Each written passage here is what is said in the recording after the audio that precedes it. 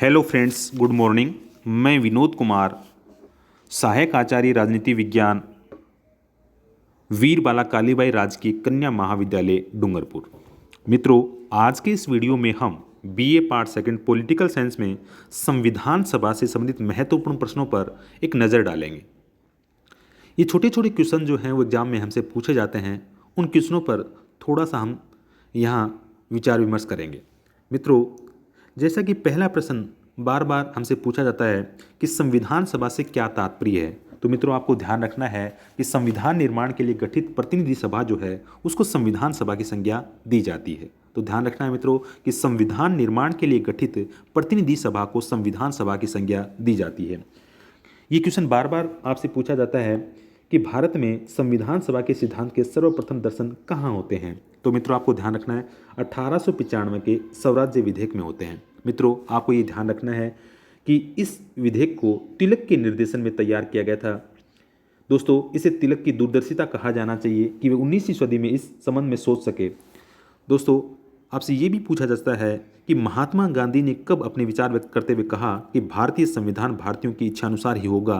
तो दोस्तों आपको ध्यान रखना है कि 1922 में महात्मा गांधी ने अपने विचार व्यक्त करते हुए कहा कि भारतीय संविधान भारतीयों की इच्छा अनुसार ही होगा। एक क्वेश्चन आपसे बार बार दोस्तों पूछा जा सकता है कि औपचारिक रूप में संविधान सभा के विचार का प्रतिपादन किसने किया। तो मित्रों आपको ध्यान रखना है कि औपचारिक रूप में संविधान सभा के विचार का प्रतिपादन जो है वो M.N. रॉय ने किया। दोस्तों, आपसे ये भी पूछा जा सकता है कि अगस्त प्रस्ताव कब का है। तो मित्रों ध्यान रखना है अगस्त प्रस्ताव जो है वो 1940 का है। दोस्तों, अगस्त 1940 के प्रस्ताव में ब्रिटिश सरकार ने कहा कि भारत का संविधान जो है वो स्वयं भारतवासी ही तैयार करेंगे। दोस्तों, उसके बाद आपसे ये भी पूछा जा सकता है कि क्रिप्स मिशन भारत कब आया। तो ध्यान रखना है दोस्तों, क्रिप्स मिशन जो है वो 1942 में भारत आया था और उसमें केवल एक सदस्य था।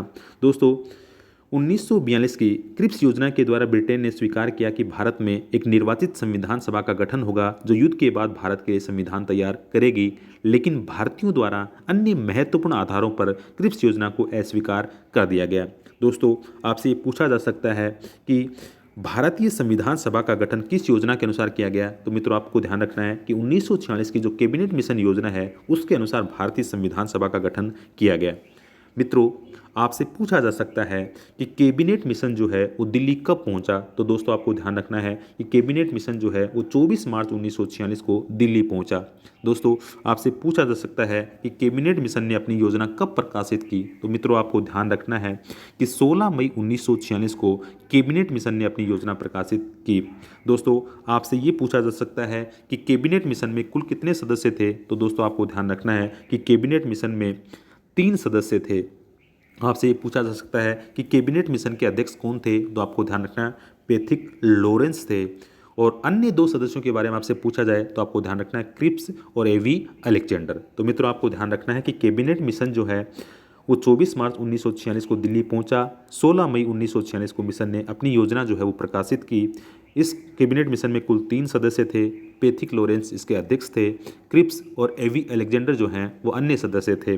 दोस्तों, आपसे पूछा जा सकता है कि कैबिनेट मिशन योजना के अनुसार भारतीय संविधान सभा की सदस्य संख्या कितनी निर्धारित की गई। तो दोस्तों आपको ध्यान रखना है कि कैबिनेट मिशन योजना के अनुसार संविधान सभा की सदस्य संख्या जो है वो 389 तय की गई।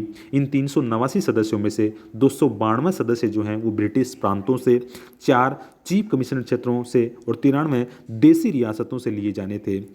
दोस्तों, आपसे ये भी पूछा जा सकता है कि कैबिनेट मिशन योजना के अनुसार प्रांतों को प्रतिनिधित्व किस आधार पर दिया जाना तय हुआ। तो दोस्तों आपको ध्यान रखना है कि कैबिनेट मिशन योजना जो है इस मिशन योजना के अनुसार प्रांतों को जनसंख्या के आधार पर प्रतिनिधित्व दिया जाना तय हुआ। मोटे तौर पर कहा जाए तो प्रत्येक 10 लाख लोगों पर 1 सीट आवंटित की जानी थी।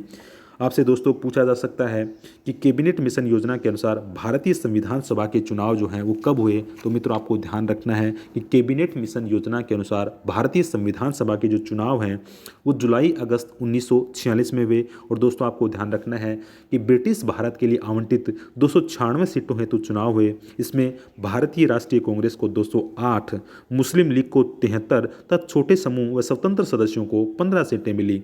दोस्तों, आपसे ये भी पूछा जा सकता है कि ऐसा कौन सी महान हस्ती थी जो उस समय संविधान सभा की सदस्य नहीं थी, तो आपको ध्यान रखना है कि महात्मा गांधी जो थे वो संविधान सभा के सदस्य नहीं थे। दोस्तों, आपसे पूछा जा सकता है कि माउंटबेटन योजना कब की है, तो मित्रों आपको ध्यान रखना है 3 जून 1947 की। आपसे ये भी पूछा जा सकता है दोस्तों कि कौन सी योजना के अनुसार भारत का विभाजन तय हुआ, तो दोस्तों आपको ध्यान रखना है माउंटबेटन योजना के अनुसार कब की है, 3 जून 1947 की। दोस्तों, आपसे ये भी पूछा जा सकता है कि ऐसी कौन सी रियासत थी जिसका एक भी प्रतिनिधि संविधान सभा में सम्मिलित नहीं हुआ, तो मित्रों आपको ध्यान रखना है हैदराबाद ऐसी रियासत थी जिसका एक भी प्रतिनिधि संविधान सभा में सम्मिलित नहीं हुआ। मित्रों, आपसे ये पूछा जा सकता है कि संविधान सभा थी, तो दोस्तों आपको ध्यान रखना है आंशिक रूप से चुनी हुई और आंशिक रूप से नामांकित निकाय थी। दोस्तों, इसके अलावा आपसे ये भी पूछा जा सकता है कि संविधान सभा में सबसे ज़्यादा प्रतिनिधि कहाँ से थे, तो आपको ध्यान रखना है संयुक्त प्रांत से थे। कितने? 55। आपसे ये पूछा जा सकता है कि संविधान सभा में रियासतों में सबसे ज़्यादा प्रतिनिधि कौन सी रियासत से थे, तो आपको ध्यान रखना है मैसूर रियासत से थे। कितने? 7। दोस्तों, आपसे ये भी पूछा जा सकता है कि भारतीय संविधान सभा के अस्थायी अध्यक्ष कौन थे, तो मित्रों आपको ध्यान रखना है डॉक्टर सच्चिदानंद सिन्हा। भारतीय संविधान सभा के स्थायी अध्यक्ष कौन थे, तो मित्रों आपको ध्यान रखना है डॉक्टर राजेंद्र प्रसाद जो हैं वो भारतीय संविधान सभा के स्थायी अध्यक्ष थे। आपसे ये भी पूछा जा सकता है कि भारतीय संविधान सभा के 2 उपाध्यक्ष कौन कौन थे, तो मित्रों आपको ध्यान रखना है एच.सी. मुखर्जी और वी.टी. कृष्णामाचारी जो हैं उस संविधान सभा के उपाध्यक्ष थे। मित्रों, आपसे ये भी पूछा जा सकता है कि भारतीय संविधान सभा के संवैधानिक सलाहकार कौन थे, तो मित्रों आपको ध्यान रखना है बी.एन. राव जो हैं वो भारतीय संविधान सभा के संवैधानिक सलाहकार थे। मित्रों, आपसे ये पूछा जा सकता है कि भारतीय संविधान सभा जो है उसकी पहली बैठक कब हुई थी, तो आपको ध्यान रखना है 9 दिसंबर 1946 को भारतीय संविधान सभा की पहली बैठक हुई थी।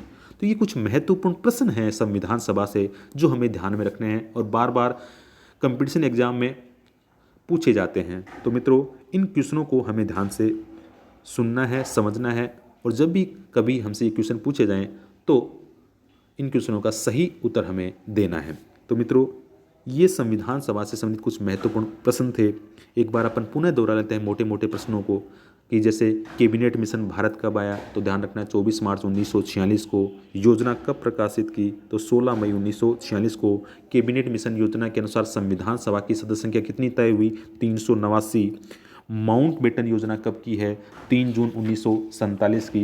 भारत का विभाजन कौन सी योजना के अनुसार हुआ, माउंटबेटन योजना के अनुसार। ऐसी कौन सी रियासत थी जिसका कोई भी प्रतिनिधि संविधान सभा में सम्मिलित नहीं हुआ, हैदराबाद। संविधान सभा की पहली बैठक कब हुई, 9 दिसंबर 1946 को पहली बैठक हुई। संविधान सभा के अस्थायी अध्यक्ष कौन थे, सच्चिदानंद सिन्हा थे। संविधान सभा के स्थायी अध्यक्ष कौन थे, राजेंद्र प्रसाद थे। संविधान सभा के 2 उपाध्यक्ष कौन कौन थे, तो एच.सी. मुखर्जी और वी.टी. कृष्णामाचारी थे। संवैधानिक सलाहकार कौन थे, बी.एन. राव थे। तो ऐसे कुछ महत्वपूर्ण प्रश्न जो हैं वो दोस्तों आपको ध्यान रखने हैं ताकि वो प्रश्न एग्जाम में अपने गलत ना हो। मित्रों, अगले वीडियो में एक नए टॉपिक के साथ फिर हम मिलेंगे। तब तक के लिए जय हिंद, जय भारत।